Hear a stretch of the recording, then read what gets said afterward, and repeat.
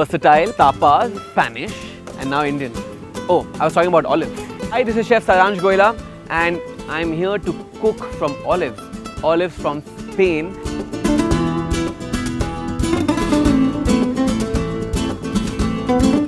The pickles that the chef made were really awesome.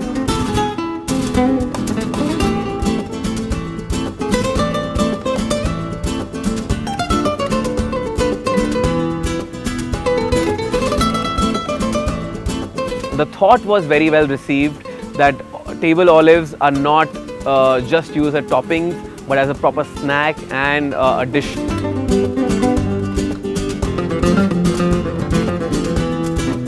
Quite like the poha dish which had olives and prawns, so I think that kind of really worked for me. Today I was blown with the entire concept of olives. I came here and explored the new versions of both the olives, and I'm just going delighted. I'm just waiting for now, experimenting with my olives and the gifts, of course.